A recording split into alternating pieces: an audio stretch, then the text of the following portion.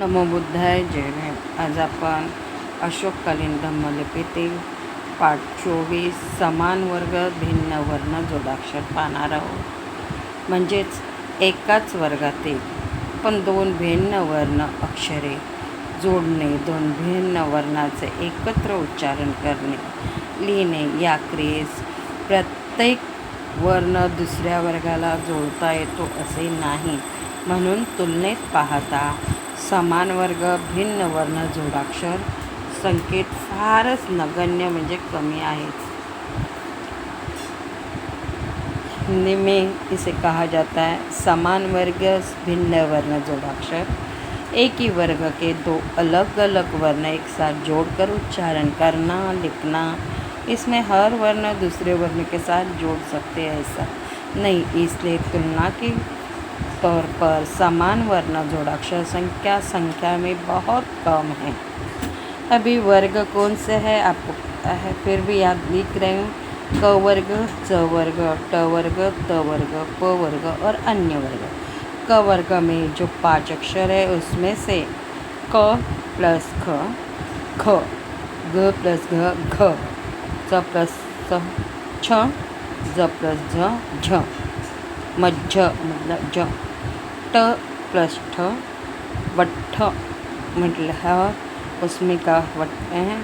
ड प्लस ढ, वड्ढा. त प्लस थ, अट्ठ. द प्लस ध, बुद्ध.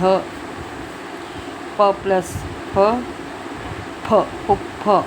ब प्लस भ, अभ्भ. उसमें य, र, ल, व, श, फड़ ये अन्य वर्ग के वर्ण हैं.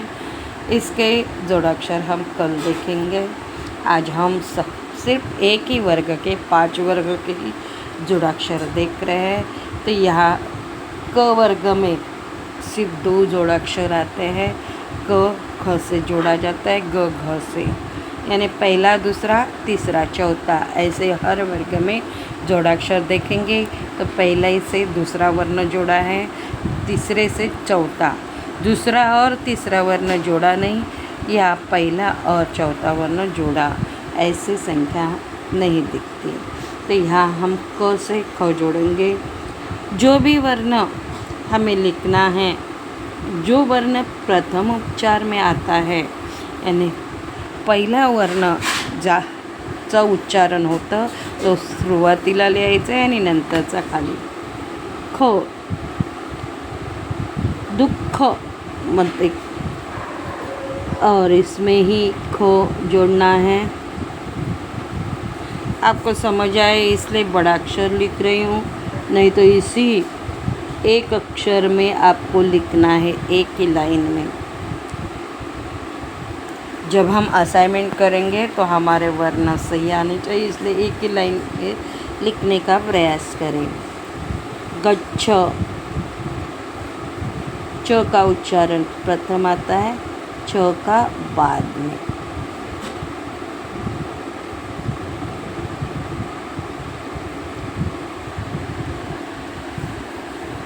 क वर्ग के घ का उच्चार ग का प्रथम आता है, उसमें घ का बाद में.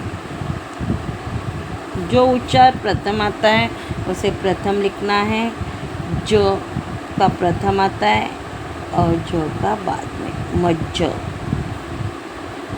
ट में ट का प्रथम वर्ण उच्चारण आता है और ठ का बाद में.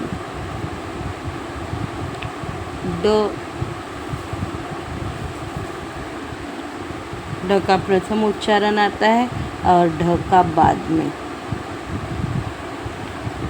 वड्ढ. त,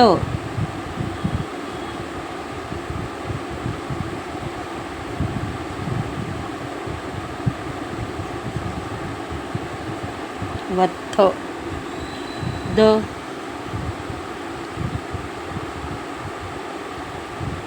इसमें ध इस तरह जोड़ा जाता है. पुप्फ में प, इसी में फ इस तरह लिखा जाता है. भ, किसी में बीच में जोड़ सकते या किसी में भी। ब में कोई भी वर्ण जोड़ना आसान है। द को ध कभी कभी इस तरह जोड़ा जाता है, कभी कभी इस तरह भी जोड़ा जाता है, कोई कोई ऐसे भी लिखते हैं। तो इसलिए इसमें ध पहले आता है और इसीलिए ध लिख के उसे दो जोड़ना, मतलब ध लिखा उसे दो अक्षर जोड़ा, ऐसे भी लिख सकते हैं। लेकिन ज़्यादातर उच्चारण हम द का पहले करते हैं, ध का बाद में, बुद्ध ध उच्चारण बाद में आता है, इसलिए ऐसा ही लिखना है। जय भीम, नमो बुद्धाय।